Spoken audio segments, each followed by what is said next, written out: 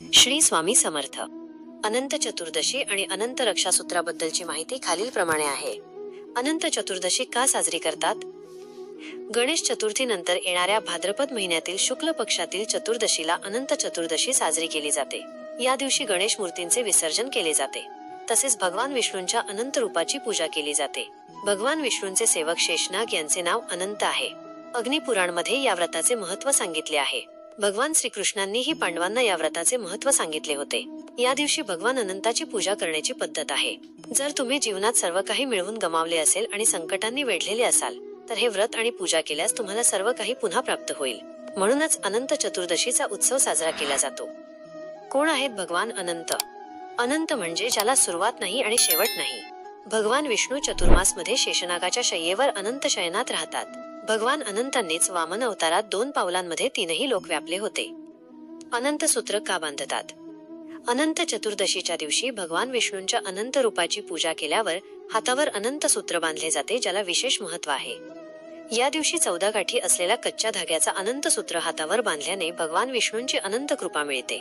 हा धागा बांधण्याची पद्धत आणि नियम पुराणात सांगितले आहेत।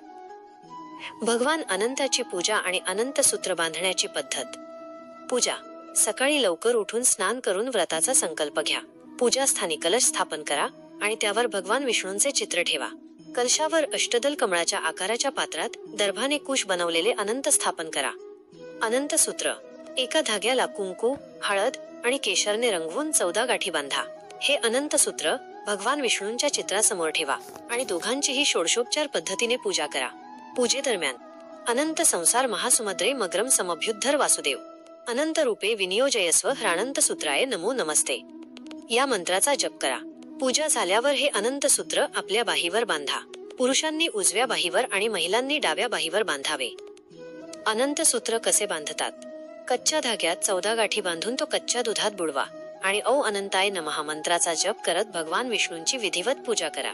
आजकाल बाजारात तयार अनंत सूत्रही मिळतात, त्यांची विधिवत पूजा करून तुम्ही ते बांधू शकता। हा धागा रेशम किंवा सुती असू शकतो आणि हळदीत भिजवलेला असतो। प्रत्येक गाठीत श्री नारायणाच्या वेगवेगळ्या नावांची पूजा केली जाते। पहिली गाठ अनंत, पुढील गाठी ऋषिकेश, पद्मनाभ, माधव, वैकुंठ, श्रीधर, त्रिविक्रम, मधुसूदन, वामन, केशव, नारायण, दामोदर आणि गोविंद।